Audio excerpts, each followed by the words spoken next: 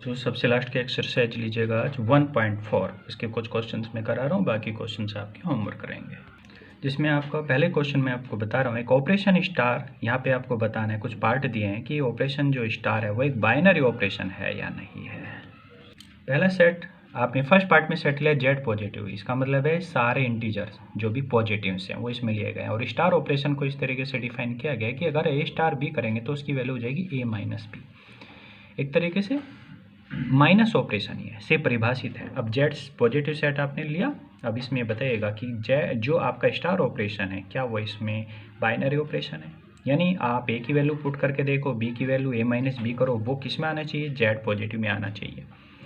इसका मतलब है कि ए की वैल्यू आप 3 ले रहे हैं, बी की वैल्यू 4 ले रहे हैं, 3 4, तो यहाँ पर होगा 3 माइनस 4 माइनस 1, वो इस पर सेट में नहीं है। और बहुत सारे एग्जाम्पल्स आप ले सकते हैं इसके लिए, और बहुत सारे नंबर्स आप ले सकते हैं। तो आप 3 और 4 अगर ए और बी की वैल्यू 3 और 4 लेंगे तो वो -1 इस सेट में नहीं बिलोंग कर रहा है। तो इसका मतलब है स्टार ऑपरेशन जो इस तरीके से डिफाइन किया गया है वो इस जेड पॉजिटिव में बाइनरी ऑपरेशन नहीं है। आप ये भी कह सकते हैं कि ए की वैल्यू 3 ले रहे हैं और बी की वैल्यू 2 ले रहे हैं, तो 3 लिया, यहाँ से 2 लिया, तो आप वैल्यू बोलेंगे 3 माइनस 2 वैल्यू 1, 1 इसमें बिलोंग कर रहा है। लेकिन हमने ये भी कहा है कि सभी एलिमेंट के लिए ऐसा होना चाहिए, यानी कि कुछ के लिए ऐसा हो जाए, कुछ के लिए हम इसे परिभाषा को नहीं बनाते हैं, परिभाषा बनती है हमारी सभी एलिमेंट्स के लिए। यहाँ करके दिखा दिया, ए की वैल्यू 2, बी की value 3, 2 star 3, 2 minus 3 minus does not belongs, star binary operation नहीं है।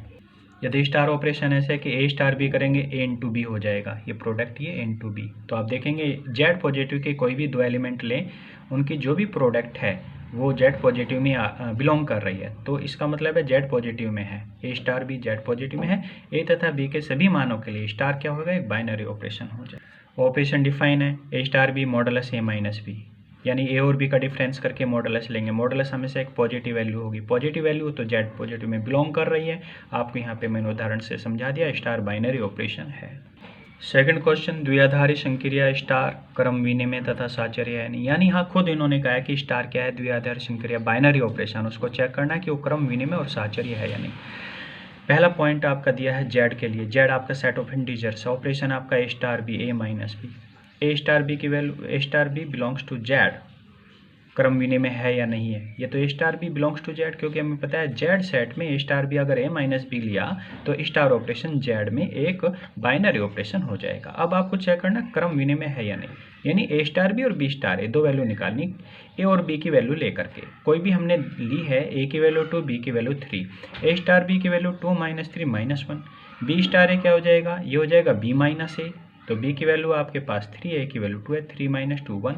अब a स्टार b तो -1 है, b स्टार a 1 है, तो दोनों इक्वल नहीं है ना, तो आप कहेंगे स्टार क्रम विनिमय नहीं है।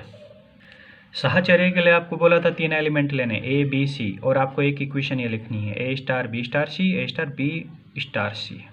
अच्छा, पहले हमने a star b star c की वैल्यू निकाली, b स्टार c की वैल्यू क्या हो जाएगी, b माइनस सी, तो a स्टार b माइनस सी की वैल्यू रख ली हमने, 2 स्टार बाहर चलता रहेगा, इसकी वैल्यू -1। अब 2 स्टार -1 क्या होगा, 2 -1, और स्टार का मतलब यहाँ माइनस दिया है, तो 2 माइनस -1 दैट इज 3।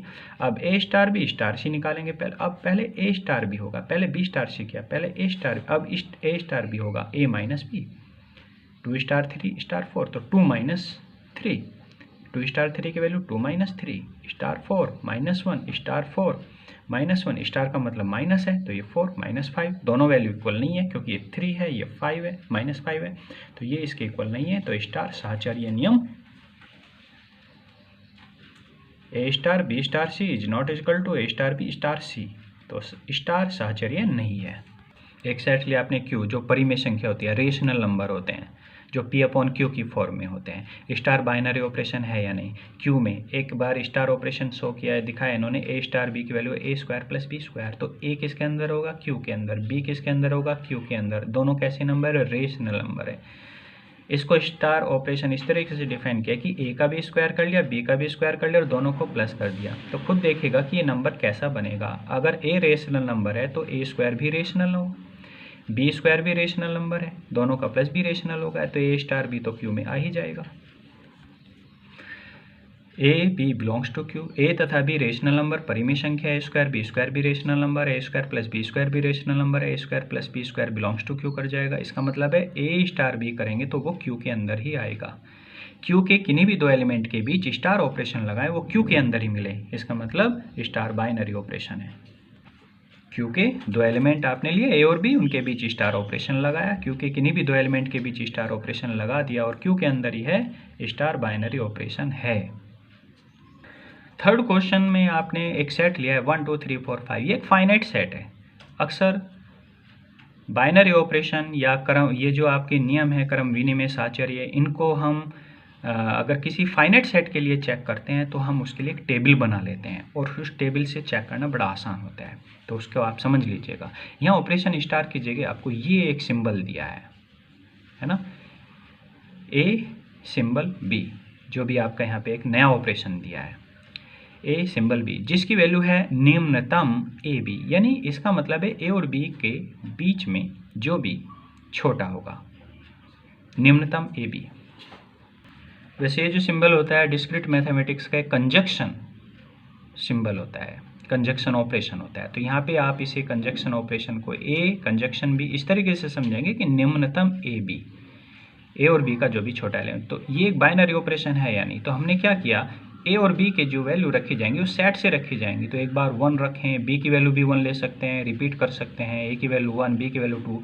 हमने यहाँ सब इस तरीके से एक एग्जाम्पल समझा, 2 कंजक्शन 3, 2 सिंबल 3 की वैल्यू क्या आएगी 2, 2 सिंबल 4 क्या आएगा 2, 3 ऑपरेशन पढ़ लीजिएगा, 3 ऑपरेशन 4 क्या आएगा 3, क्योंकि इन दोनों में छोटा क्या है 3 है। 5 ऑपरेशन 2, छोटा कौन सा है 2, तो इसलिए 2 आ जाएगा।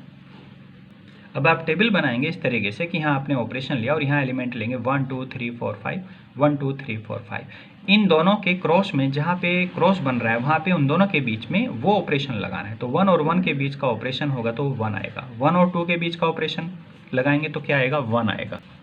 तो यहाँ पे आप 1 और 4 के बीच ऑपरेशन लगाएंगे तो इन दोनों में से छोटा कौन सा है 1, तो 1 और 4 के बीच में आपका ऑपरेशन 1 आया, तो आप इन दोनों के इंटरसेक्शन जहाँ बन रही है वहाँ रख सकते हैं। तो ये पूरी टेबल कंप्लीट हो जाएगी। बीच में चेक कर लेते हैं, 3 लिया और यहाँ से 4 लिया, इनका इंटरसेक्शन आ रहा है इस पॉइंट पर, तो 3 और 4 के बीच ऑपरेशन लगाने से 3 बनता है, तो यहाँ पे 3 आ जाएगा। ये पूरी टेबल आपने कंप्लीट कर ली।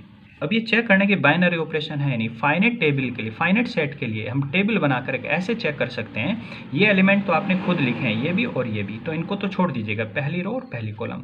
टेबल का हर एक एलिमेंट क्या इस सेट का एक एलिमेंट है, इस टेबल का हर एक एलिमेंट इस सेट का एक एलिमेंट है, तो आप कहेंगे कि ये जो ऑपरेशन है ये एक बाइनरी ऑपरेशन होगा। तो एक कंपोजिशन टेबल बोलते हैं हम इसे। तो फाइनाइट सेट के लिए कंपोजिशन टेबल हम बनाते हैं और बाइनरी ऑपरेशन को चेक करने का तरीका, यदि उस टेबल का हर एक एलिमेंट सेट को बिलोंग कर रहा है तो वो ऑपरेशन आपका बाइनरी ऑपरेशन होगा, क्योंकि टेबल सारणी का प्रत्येक एलिमेंट सेट में है, स्टार बाइनरी ऑपरेशन है, स्टार नहीं, कंजक्शन का जो दिया है ये बाइनरी ऑपरेशन है। उसी प्रकार क्वेश्चन नंबर 5 में दिया है एक फाइनाइट सेट दे दिया और यहाँ पे स्टार को ऐसे समझाया, ए स्टार बी का मतलब है ए तथा बी का HCF, यानी ए और बी का महत्तम समापवर्तक HCF। अब यहाँ पे हमें चेक करना है स्टार ऑपरेशन एक बाइनरी ऑपरेशन है, तो वही हमने यहाँ स्टार ऑपरेशन लिया, इस सेट के एलिमेंट को ये लिख लिया, क्योंकि ये भी एक फाइनाइट सेट है। कंपोजिशन टेबल बनाएंगे 1 2 3 4 5, 1 2 3 4 5, तो यहाँ पे आप लेंगे 1 और 2, 1 और 2 का 1 और 2, तो यहाँ पे 1 और 2 का HCF, 1 और 2 का HCF क्या हो जाएगा 1 हो जाएगा, तो 1 और 2 का HCF 1 होगा, 1 1 का HCF 1 होगा, 1 3 का HCF 1 होगा। पूरी टेबल हमने इनके HCF से कंप्लीट कर ली, यानी आप 3 ले रहे हैं यहाँ पे 5 ले रहे हैं, 3 और 5 का हाईएस्ट कॉमन फैक्टर क्या होगा 1 होगा, तो 3 और 5 के इंटरसेक्शन में यहाँ 1 आ जाएगा। पूरी टेबल कंप्लीट है। अब आप इस टेबल के लिए बताएंगे कि बाइनरी ऑपरेशन है, यानी पिछले क्वेश्चंस की तरह। इसमें यहाँ ये भी पूछा है कि ये बताए कि स्टार ऑपरेशन क्रम विनिमय नियम है या नहीं। तो किसी भी कंपोजिशन टेबल से क्रम विनिमय कोपरा कैसे चेक करेंगे उसको आप समझ लीजिएगा। ये जो टेबल दी गई है इसकी डायगोनल नोट कर लीजिएगा, ये डायगोनल है।